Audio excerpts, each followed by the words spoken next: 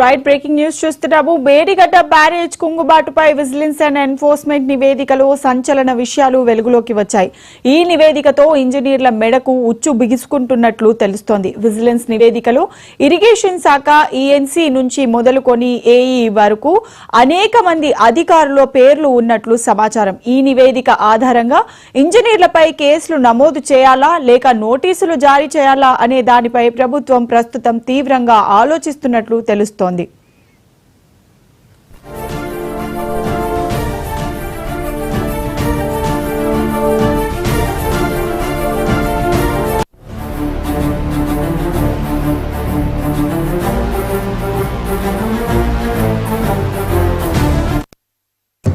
మొత్తం 17 మంది ఇంజనీర్లపై criminal prosecution చేయాలని విజిలెన్స్ కమిషన్ సిఫార్సు చేయగా మరో 33 మంది ఇంజనీర్లపై భారీ పెనాల్టీ విధించాలని సూచించింది.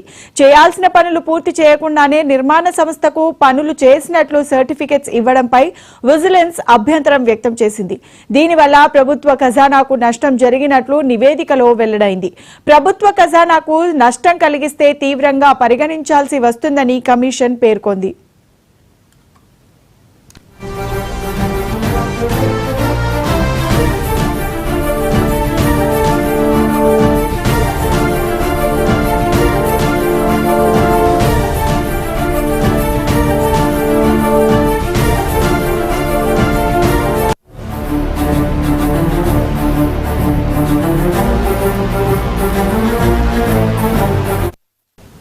మేడిగడ్డ బ్యారేజ్ కుంగుబాటుపై విజిలెన్స్ అండ్ ఎన్ఫోర్స్మెంట్ నివేదికలో సంచలన విషయాలు వెలుగులోకి వచ్చాయి.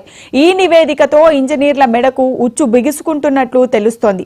విజిలెన్స్ నివేదికలో ఇరిగేషన్ శాఖ ఈఎన్సీ నుంచి మొదలుకొని ఏఈ వరకు అనేక మంది అధికారుల పేర్లు ఉన్నట్లు సమాచారం. ఈ నివేదిక ఆధారంగా ఇంజనీర్లపై కేసులు నమోదు చేయాలా లేక నోటీసులు జారీ చేయాలా అనే దానిపై ప్రభుత్వం ప్రస్తుతం తీవ్రంగా ఆలోచిస్తున్నట్లు తెలుస్తోంది.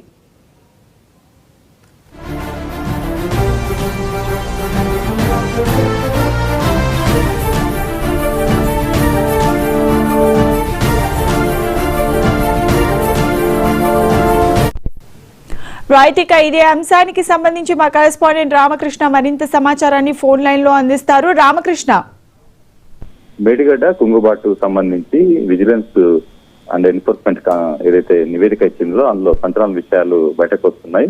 కొంతమంది ఇంజనీర్లను క్రిమినల్ ప్రాసిక్యూషన్ చేయాలని విజిలెన్స్ నివేదికలో సిఫార్సు చేయడం, మరికొంతమందిని కూడా వారిపైన భారీగా పెనాల్టీ విధానాలని కూడా ఈ నివేదిక వెల్లడిస్తుంది. మొత్తంగా ఏదైతే ఈ కాళేశ్వరం సంబంధించినటువంటి అంశంపై కాంగ్రెస్ ప్రభుత్వం విచారణకు ఆదేశించినటువంటి విషయం తెలిసిందే. ఇందులో ముఖ్యంగా విజిలెన్స్ అండ్ ఎన్ఫోర్స్మెంట్ కూడా ఏదైతే ఎంక్వైరీ చేసింది, ఆ తర్వాత ఒక నివేదికను రూపొందించింది, నీటిపారుదల శాఖ అయితే పంపించింది. ఇది మార్చిలోనే నీటిపారుదల శాఖ పంపించినప్పటికీ ఇప్పటికి చర్యలు తీసుకోలేదు.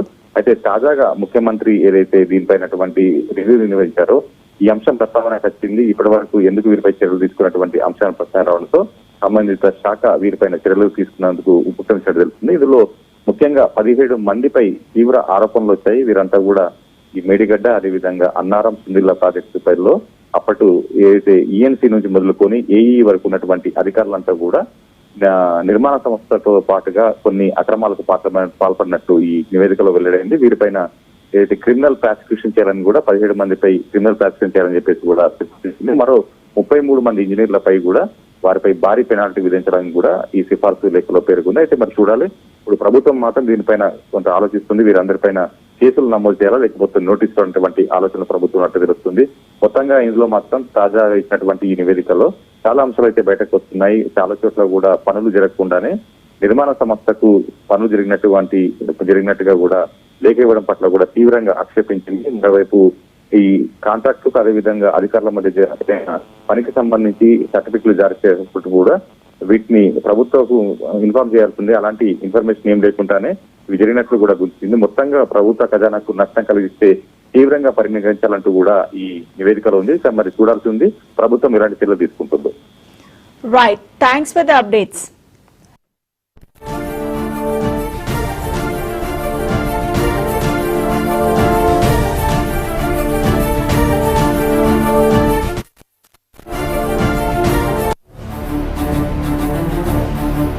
చూద్దాం.